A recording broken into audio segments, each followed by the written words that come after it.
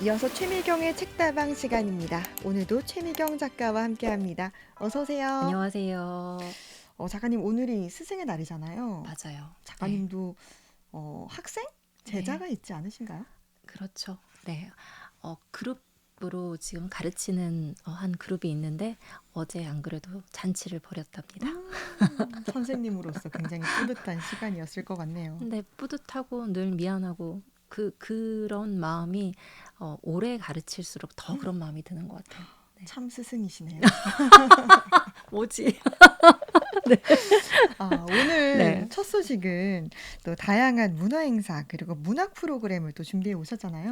맞습니다. 작은 도서관에서 진행하는 프로그램을 가지고 왔는데요. 음, 요즘 왜 환경에 대한 관심이 되게 많잖아요. 네, 그래서 작은 도서관에서 진행되고 있는 또는 진행하려고 하는 환경 관련 프로그램을 모아봤습니다. 네.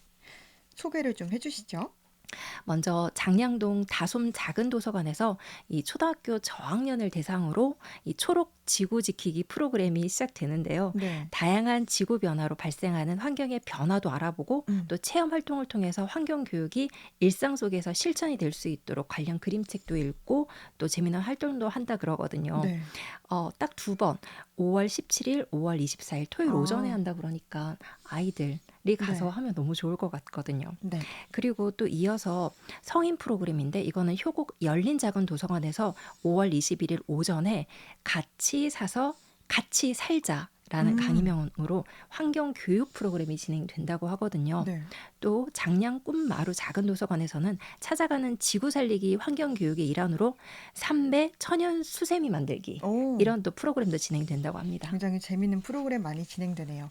장량동의 다솜 작은 도서관에서는 초등학생을 대상으로, 그리고 효곡 열린 작은 도서관과 장량 꿈마루 작은 도서관에서는 성인을 대상으로 환경 프로그램이 열리는데, 또 작은 도서관 프로그램이 있을까요?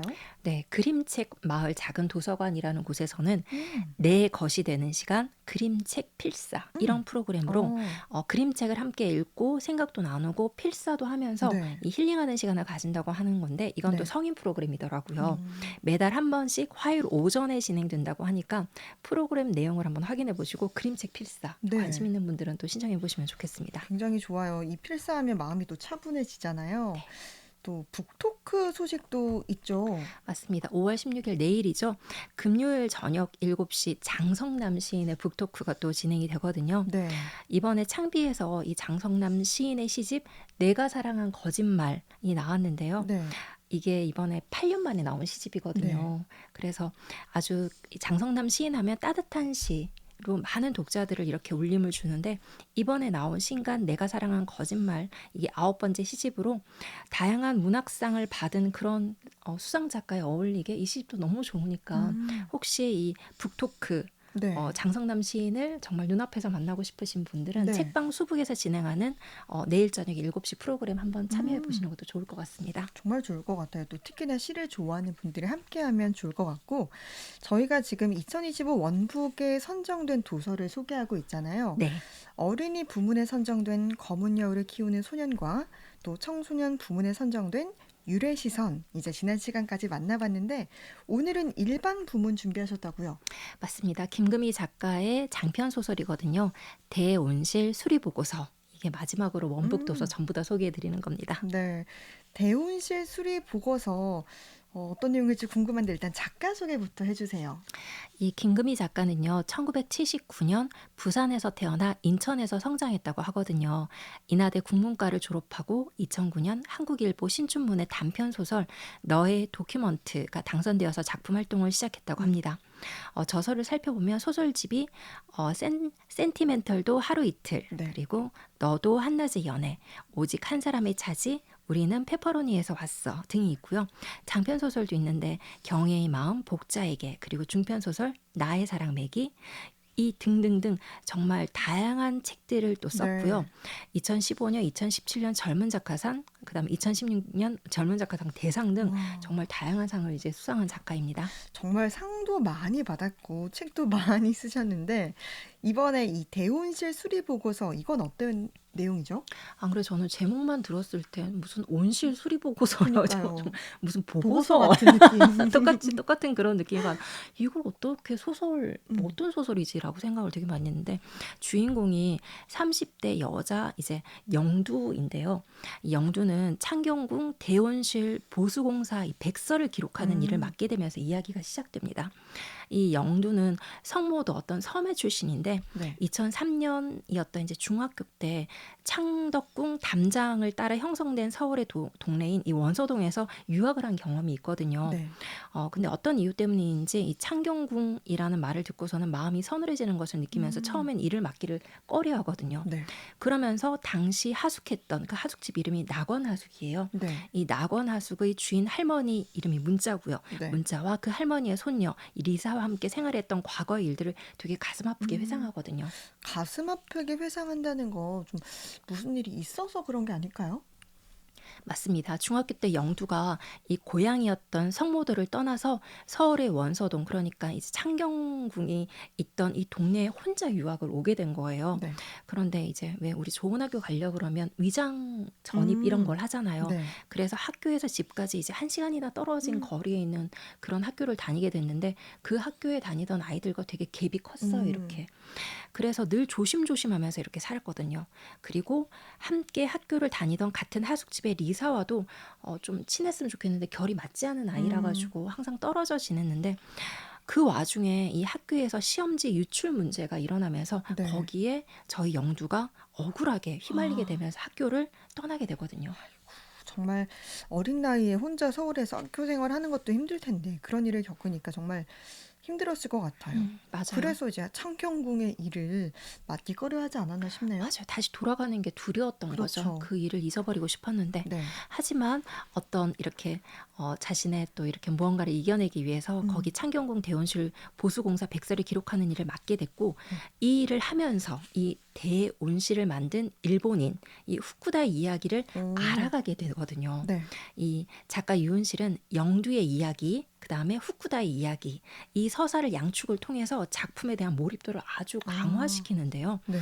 그리고 이 후쿠다의 이야기는 이 무언가 인생을 걸고 몰두하는 한 사람의 오랜 여정을 이제 독자로 하여금 찬찬히 따라가게 하더라고요. 네. 또 실제 창경궁 대원실 공사의 총 책임자 이 후쿠바 하야토와 또 그의 회고록을 상황 전개를 축으로 삼고 있으면서 많은 부분은 작가가 정말 소설적인 이렇게 상상력을 이렇게 발휘하면서 장면한 것이라서 저는 이걸 읽으면서 뭐가 진짜고 뭐가 가짜야? 이게 계속 아. 헷갈리더라고요. 네. 그러면서 와, 이 작가가 이 소설을 쓰기 전에 정말 자료 조사를 아. 철저히 했구나. 이 네. 고증을 바탕으로 해서 많은 것들을 공부를 하고 시작했구나. 음. 그래서 이 여기서 나오는 다양한 인물들이 정말 근대 역사적 장면들과 막 결합되는 장면들이 나오는데 그래서 너무 흥미있고 정말 네. 깊이 있는 소설이었던 것 같아요. 아, 진짜 작가님이 이렇게 설명해 주는 것만 들어도 이야기가 너무 궁금한데 재밌을 것 같아요. 맞아요. 저도 처음 읽었을 때 아니 이게 어떻게 이렇게 연결되려고 처음에 왜 이런 이야기를 풀지 막 그런 것들. 네. 특히 대원실의 후쿠다가 이걸 처음 만들었을 때 와, 이 영도 이야기가 어떻게 얽히지? 음. 이렇게 100년 이상 너무 이렇게 차이가 그렇죠. 나는데. 근데 이게 묘하게 얽히면서 와, 정말 대단하구나 싶었거든요. 그리고 현재 이 보수 공사 중에 모두를 놀라게 한 비밀의 땅 밑에서 발견되는 이야기는 정말 반전이었답니다. 이 상황에서 또 반전이 나타나나요? 네, 맞습니다. 그곳에서 이제 발견된 이런 이제 흔적들이 네. 영두가 이 중학교 시절에 하숙 생활을 함께했던 그 왜 주인집 할머니, 문자 할머니와 네. 연관이 있는 걸 또 오. 예감을 하게 되고요. 그러면서 할머니 문자가 겪은 어린 시절의 어떤 사건에 대해서도 알게 오. 되거든요. 와, 요게 또 문자 할머니의 어린 시절까지 이야기가 정말 방대하네요. 맞죠. 이 문자 할머니는 정말 현대사의 거친 파도 속에서 평생토록 누구에게도 말하지 못한 비밀이 있었거든요. 네. 일제강점기에서 아버지가 한국인이었고요. 네. 어머니는 일본인 사이에서 음. 이렇게 태어났는데 이 문자는 어렸을 때 그래서 한국에서 살았어요. 그런데 어머니가 일본에 있지만 결국 일본에 가지 못하고 한국에서 자신을 숨기면서 살아야 하는 그런 어떤 음. 비밀, 그런 사건들이 이 대혼실 보수 과정에서 밝혀진답니다. 정말 이 스케일이 너무 압도적인 스케일인데 맞아요. 말씀하신 것처럼 정말 그만큼 좀 치밀하게 음, 취재하고 음. 고증했네요, 작가가. 맞습니다. 그래서 이 추천사를 쓴 시나리오 작가 정석영 작가가 말하는 걸 들어보니까 이 대혼실 수리 보고서는 크고 작은 사건들이 하나의 장소로 모여드는 이 거대한 이야기라고 음. 하더라고요. 정말 그렇더라고요. 네. 저도 이제 영두의 성장을 보여주는 이 방대한 이야기인 만큼 사랑 이야기가 또 빠지지 네. 않더라고요. 네, 그렇죠. 이 원서동에서 만난 영두의 첫사랑 이순신, 이름이 순신이거든요. 네, 이순신과 이 일화 음. 때문에 또 작품을 또 읽어보는 또 다른 재미를 또 느낄 수 있었고, 네. 또 그 영두가 겪었던 이 어린 날의 수치심 때문에 상처를 주고 놓쳐버린 이 첫사랑과의 또 에피소드, 이런 것들도 네. 있거든요. 이런 것들도 되게 읽는 내내 음. 끝까지 이들은 또 어떻게 이어질 수 있을까, 이런 또 아. 긴장의 끈을 놓치지 않는 그런 것들도 있었고요. 네. 그래서 되게 저는 읽는 동안에도 행복했지만 다 읽고 나서 잔잔하게 빠져드는 그런 감동, 어떤 진짜 여운이라고 네. 그러더라고요. 그 여운이 되게 오래 남은 소설이었어요. 정말 이 사랑 이야기까지 이 책 한 권을 읽으면서 감정이 굉장히 여러 가지 감정이 많이 들 것 같아요. 맞습니다. 그것뿐만 아니라 이 대온실 수리 보고서 과정에서 이제 그걸 건축 공사를 보수 공사를 하는 사람들이 또 이렇게 만나거든요. 네. 이렇게 그들의 아주 개성적인 사람들이 또 나와요. 와, 그래서 저는 그 진짜 부분도 섬세하네요. 맞아요. 네, 그들이 작업하면서 이제 건축물 세부 묘사도 그렇고, 네. 그럼 그 외부의 그 아름다움 등 이런 걸 음. 전부 다 이야기를 다 해주니까 그냥 요소 이렇게 빠질 수 없는 부분들이 많더라고요. 그래서 네. 읽는 동안에도 어떻게 이렇게 글을 쓰지? 어떻게 이렇게 문장을 써내지? 라는 네. 거.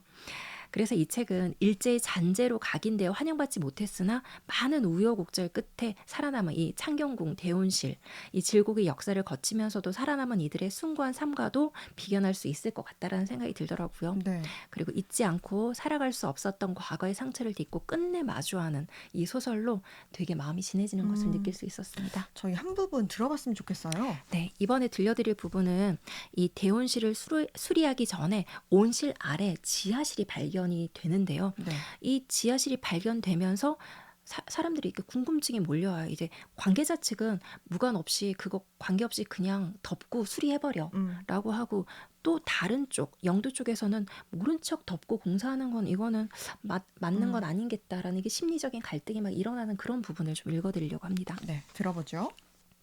그 지하에 사람이 있었을까요? 나는 우려하던 점에 대해 물었다. 우리는 전쟁을 겪었으니까 그 시기 곳곳에서 죽음이 비일비재했다는 사실을 많은 이들이 증언했다. 어떤 때는 총알이 아깝다며 우물에 사람을 몰아넣고 흙으로 메우기도 했다는 것을. 당연히 사람이 있지 않았을까요? 아랑 씨는 내 질문에 가장 현명한 대답을 해주었다. 어떤 경우든 공간이 사람과 연관되지 않을 리는 없으니까요. 가방 가득 자료를 넣고 집으로 돌아가다 춘당지 앞 벤치에 앉았다. 청도 오리들이 자맥질을 하며 가을의 윤수를 타넘고 있었다. 장과장 말처럼 그냥 지나가도 좋을 것이다. 어차피 사람들이 원하는 건 사면이 유리로 된 온실의 아름다움이지 그 아래 무엇이 있었는가가 아닐 테니까. 땅 밑은 수리와 복원의 대상도 아니니까. 하지만 질서에는 어긋날 것이다. 그렇게 묻은 상태로는 전체를 알기란 어려울 것이다. 공동과 치마가 계속되겠지. 개인적 상처들이 그렇듯이. 그렇게 한쪽을 묻어버린다면 허술한 수리를 한 것이 아닐까. 그러니까 이제 사람들이 원하는 거는 이제 겉에 보이는 온실의 아름다움이고 이 땅 밑에 뭐가 있는지 그게 중요하지 않았다라는 말이잖아요. 맞아요. 네, 맞아요. 그래서 영두가 도대체 이렇게 묻어버리면 제대로 수리를 하는 게 맞나? 네. 라고, 그리고 또 덧붙여서 개인적인 상처도 그렇다고, 묻어버리면 아무도 모르는 그렇죠. 거잖아요. 라는 생각을 하더라고요. 그래서 저는 이 책을 읽으면서 정말 집에 대한 생각을 좀 했거든요. 네. 이게 집이라는 게 사실은 안식처가 되기도 하고 우리의 도피처가 되기도 하잖아요. 네. 외부에 대해서.